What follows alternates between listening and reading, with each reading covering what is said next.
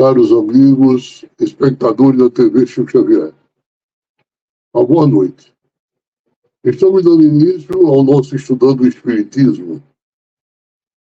Na nossa segunda aula, digamos assim, eu digo aula porque, como nós estamos estudando, consideramos que estas informações que eu dou são de suma importância para a nossa compreensão e entendimento da doutrina dos Espíritos. Gostaria, no entanto, de, iniciando a nossa, digamos assim, nossa aula, de fazer alguns comentários a respeito do nosso codificador. Não podemos estudar a doutrina espírita sem evidenciarmos o nosso codificador, Allan Kardec, que foi um homem que a espiritualidade escolheu para trazer as informações do mundo espiritual, completando, ou melhor, seguindo as orientações de Jesus, quando aqui esteve, afirmando que nos enviaria um Consolador prometido, para que, no devido tempo, dissesse as coisas que, então, não teríamos condições de suportar.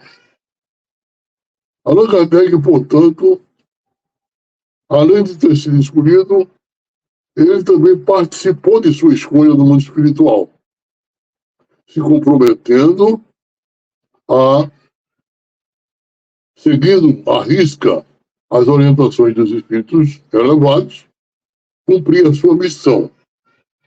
Inclusive, segundo informações de psicografias, ele havia perguntado e se ele falhasse?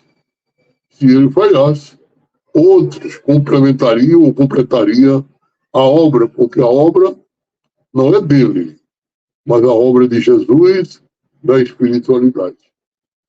Mas eu gostaria de evidenciar uma mensagem enviada através de Chico Xavier, que nos aconselha e nos orienta de nunca deixarmos de homenagear ao nosso codificador.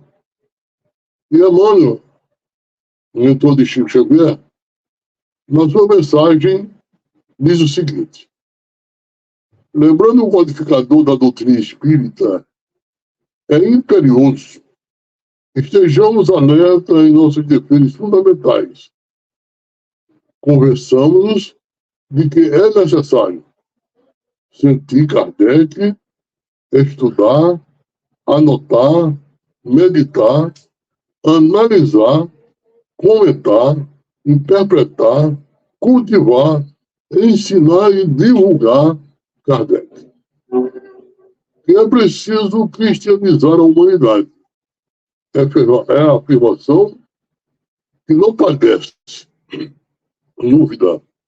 Entretanto, cristianizar na doutrina espírita é raciocinar com a verdade e construir com o bem de todos para que, em nome de Jesus, não venhamos a fazer sobre a terra mais um sistema de fanatismo e de negação. Emmanuel, psicografia de Chico Xavier, publicada no Reformador, de março de 1961. Quando Emmanuel chama a atenção dessa mensagem, é que nós, espíritas que fazemos parte do movimento espírita, e estudiosos da doutrina espírita na casa espírita, temos a obrigação de estudar sempre. A doutrina espírita, evidentemente, que podemos estudar as obras suplementares, mas nunca esquecendo que devemos colocar toda a base como evidência, a fim de que não possamos escorregar e entrar por um caminho que possa nos levar à mistificação o que não é salutar para a nossa evolução espiritual, para a nossa posição de divulgadores da doutrina espírita, seguindo as orientações do próprio Kardec, quando, de posse dos ensinamentos dos espíritos, ele passou a ser o grande divulgador, o grande iniciador do movimento espírita. Portanto, a gente tem uma ideia muito precisa a respeito do trabalho imenso que Allan Kardec desenvolveu. Na realidade, ele foi um grande investigador. Ele foi um grande investigador e experimentador. O seu trabalho, ele era um professor da rede pública de Paris, na França, e usou de todo o seu conhecimento na pedagogia, numa nova pedagogia, na pedagogia que ele havia aprendido como aluno, que foi numa escola da Suíça, em que recebeu preciosas informações a respeito de como deveria se comportar dentro de nova pedagogia. Então, ele foi investigador e foi um grande, digamos assim, desenvolveu toda uma metodologia científica nas suas investigações. Mas é preciso que a gente saiba o que é que significa, qual é o significado do método científico que Kardec desenvolveu. Na realidade, a gente sabe que o pensamento científico ele surgiu na Grécia Antiga, aproximadamente no século VI a.C., com os pensadores pré-socráticos, que foram chamados de filósofos da natureza e também pré-cientistas. Antes deles, no período deles, que se iniciou praticamente no século VI a.C., o homem ele era voltado muito para a parte de mistificação. Eles criavam deuses para explicar os fenômenos da natureza. Mas eles tinham grande dúvida de como é que o universo havia surgido, como era que se comportava, digamos assim, as entidades que eles se imaginavam como deuses, os deuses gregos, que explicavam toda a fenomenologia que acontecia na natureza e que causava, digamos assim, espanto para o homem. O pensamento científico surgiu nessa época, e o método científico, como a gente sabe, é um procedimento sistemático de investigação formado de normas técnicas que atuam como ferramenta para a validação de um estudo científico. Em resumo, o método científico é um procedimento e orienta como a pesquisa científica deve ser conduzida. É composto por etapas que envolvem a observação do fenômeno, a formulação de perguntas e hipótese, a experimentação, o teste da hipótese e a conclusão. O conhecimento apenas se torna de caráter científico após ser passado pelo método científico. E, nesse sentido, a gente chama a atenção de que exatamente foi esse o procedimento de Allan Kardec. Quando Allan Kardec tomou conhecimento em 1854, ele tomou conhecimento de fenômenos que aconteciam, de mesas girantes nos salões sociais da França, de Paris. Ele não deu crédito e chegou a afirmar que, enquanto não comprovasse que mesas tinham nervos e pensamento para falar, ele não haveria de acreditar. Na realidade, ele só começou a atuar nas investigações a respeito da fenomenologia que estava ocorrendo a partir de 1855, quando ele tomou contato direto com essa fenomenologia. Mas as investigações só se iniciaram praticamente em 1856. E o trabalho dele foi um trabalho ingente, um trabalho árduo. Na realidade, ele ia para as reuniões onde a fenomenologia acontecia, ele observava, não dava crédito, ia a fundo nas suas investigações, fazia perguntas, coletava as perguntas que ele fazia, ele enviava para outros grupos, depois ele coletava essas respostas, e depois de coletar, ele comparava as respostas, e só então ele passaria a dar crédito. Essas investigações, eles seguiram todas essas etapas que a gente acabou de citar, ou seja, ele observava o fenômeno, formulava perguntas e hipóteses, fazia experimentação com outros médios, e através dos testes das hipóteses é que eles viam a conclusão. Foi desse modo que Kardec elaborou o Livro dos Espíritos, que veio a lume em abril de 1857.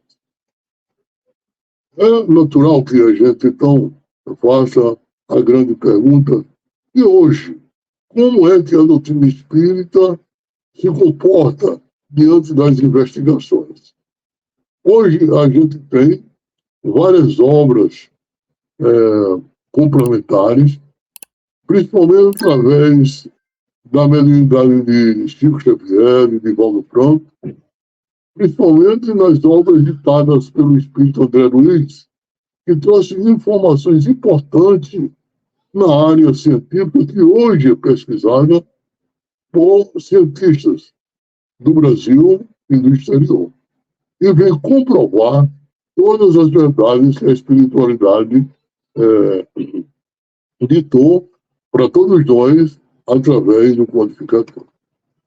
Mas um fato interessante é que como é que a gente pode se postar diante dessas informações a respeito do estudo que a doutrina espírita faz, para que a gente possa efetivamente trabalhar o seu conteúdo e divulgar o seu conteúdo estudando no acesso da Casa Espírita com aqueles que desejam aprender todo o seu trabalho.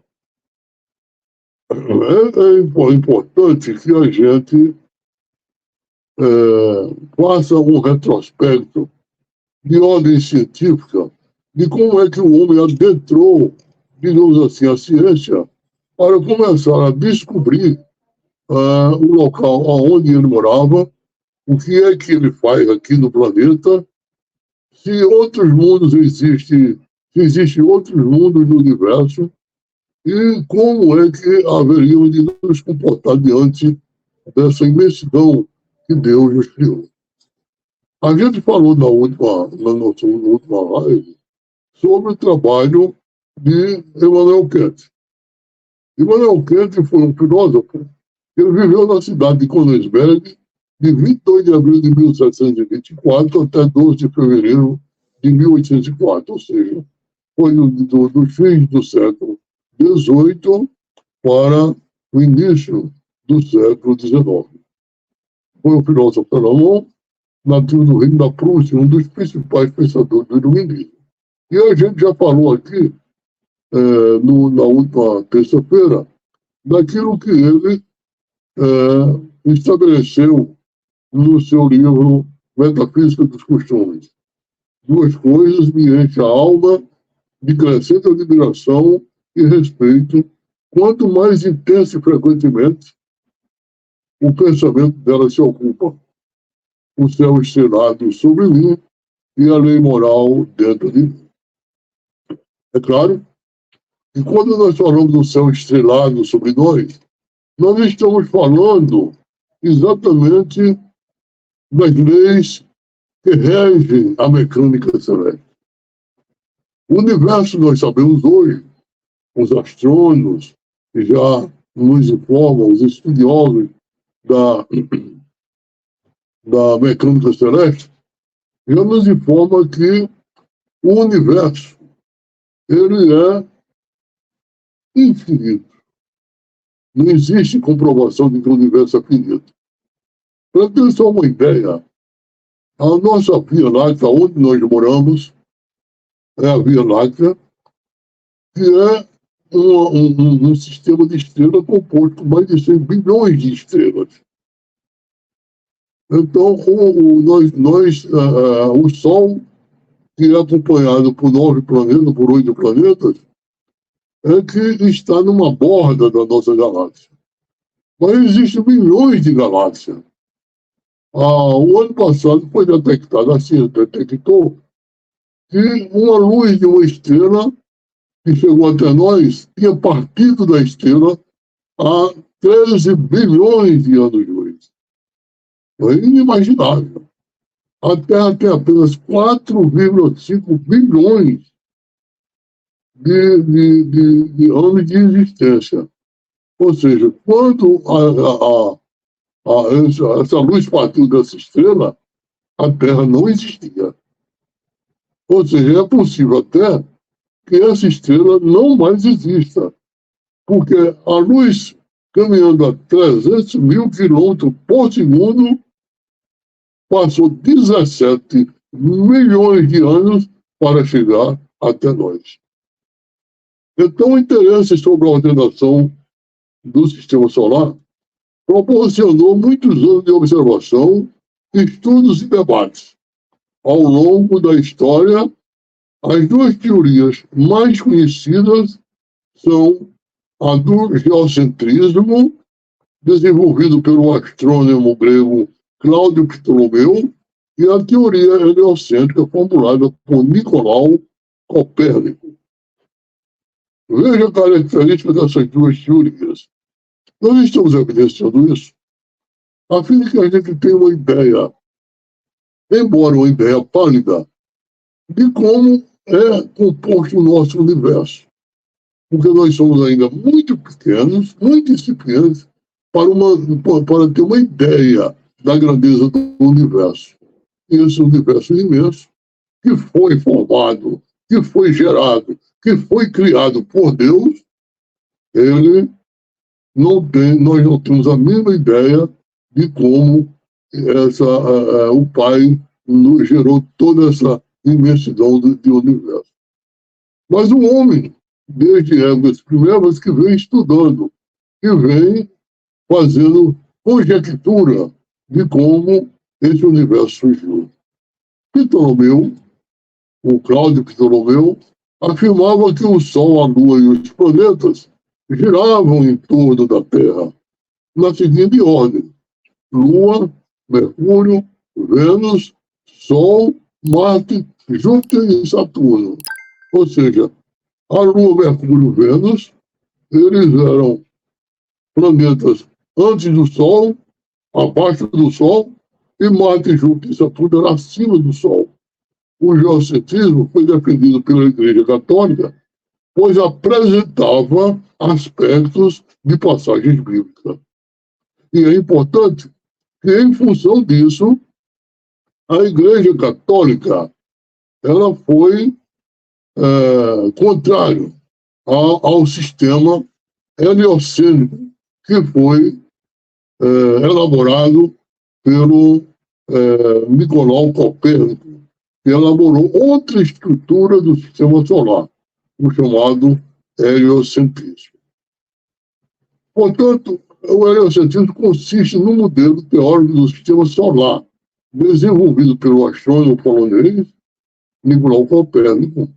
A Terra e os demais planetas se moviam em redor do ponto vizinho do Sol, sendo este o verdadeiro centro do sistema solar. Na realidade, Copérnico colocava o Sol como o centro do sistema, até como o centro do universo. Mas depois a gente vai verificar que no século XVII, o Galileu Galilei demonstrou que os planetas giravam em torno do Sol e que em torno deles haviam satélites. Como a Terra tinha a Lua, outros planetas tinham, como Júpiter, como Marte, como Júpiter, como Saturno, como Titã.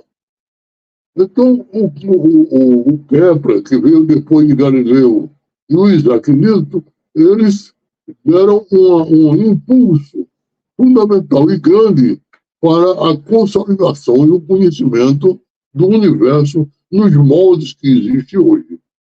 Evidentemente que outros astrônomos importantes, outros cientistas importantes, foram fundamentais para a consolidação de todo o conhecimento que nós temos a esse respeito. Mas, então, a gente vê que a ciência e a religião, de um certo modo, eles se encontravam distanciados um do outro. A religião, em determinada época, se contrapunha à ciência, porque alguns aspectos da ciência iam de encontro àquilo que a religião estipulava. Ou que, por exemplo, no caso da Igreja Católica, que estabeleceu o sistema de Nicolau, de Ptolomeu, como sendo aquele que se adequava ao estudo ao estudo da Bíblia. E, portanto, por isso, eles eram contrários completamente à nova ciência, a tudo aquilo que a ciência estabelecia. Então, a gente vê que alguns estudiosos foram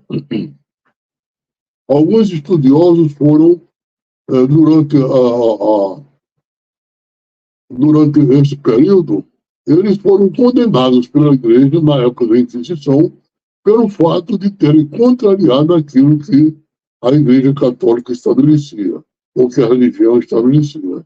Foi o caso de Giordano Bruno, o caso de Galileu e outros cientistas que foram condenados.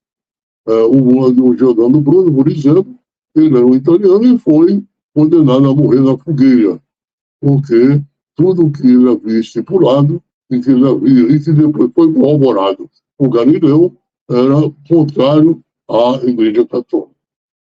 Então foi nesse clima, foi nessa beligerância entre a religião e a ciência que Kardec desenvolve o seu trabalho. Nessa época, evidentemente, a Santa Inquisição já não tinha mais a força que pudesse interferir no trabalho de Kardec. Apesar de que houve a Inquisição ainda interferiu no lançamento dos livros espíritas em Barcelona, no Alto de Fé de Barcelona.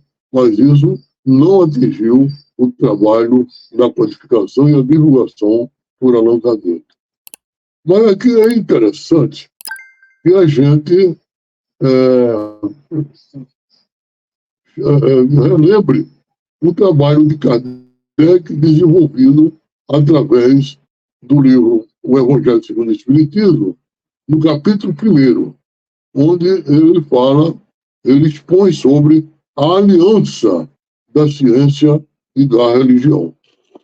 Afirma Kardec, a religião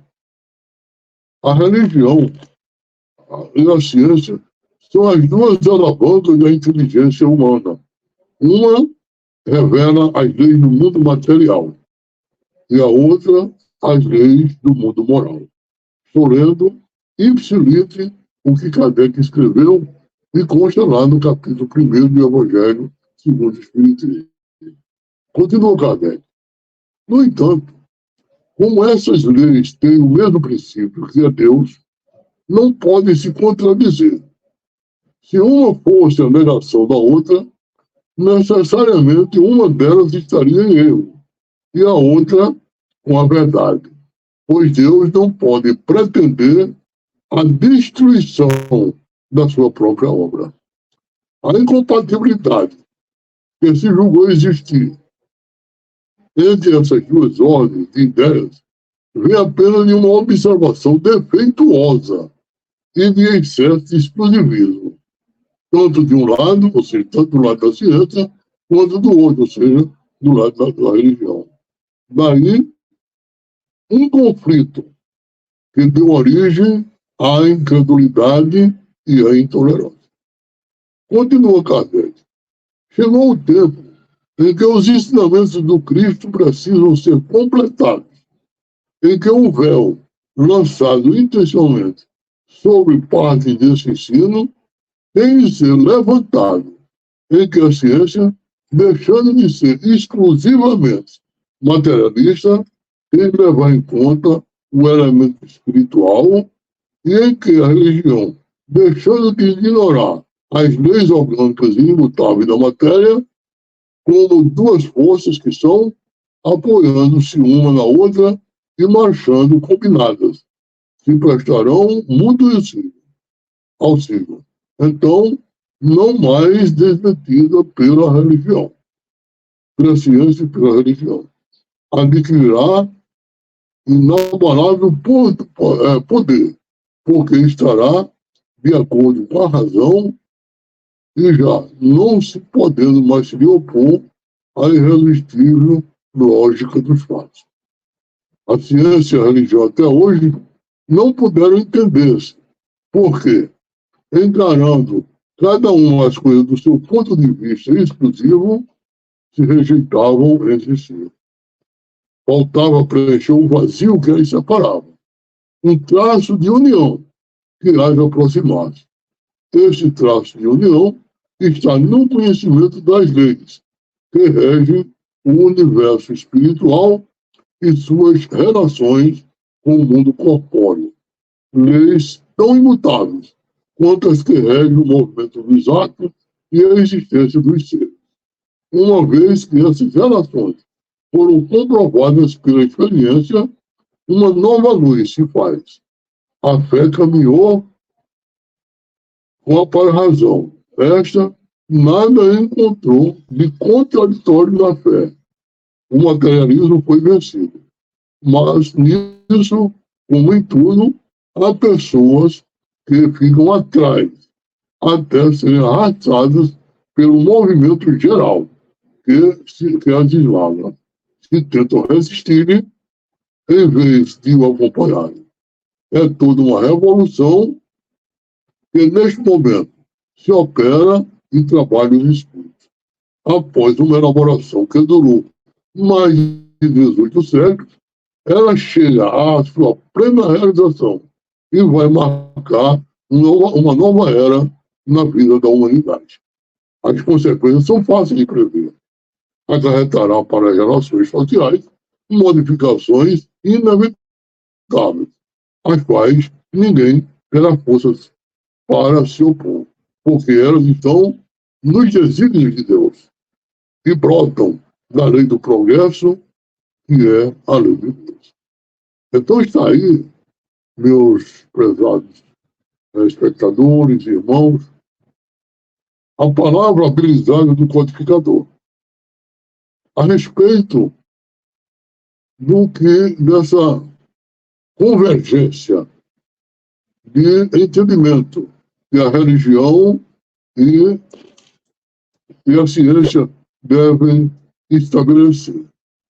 Trabalhar, portanto, contra ela seria uma falta de bom senso. E, portanto, agora a gente vai pedir para os nossos irmãos que se dispuserem do livro dos Espíritos, vá até as leis morais, que é a parte terceira, a fim de que possamos dar início a um estudo propriamente das leis morais, que é objeto de nossa próxima aula. Muita paz, que Jesus nos abençoe e que possamos continuar trabalhando em nós as verdades espirituais emanadas da espiritualidade superior e codificadas pelo codificador da doutrina espírita, Allan Kardec. Muita paz, boa noite, que Jesus nos abençoe.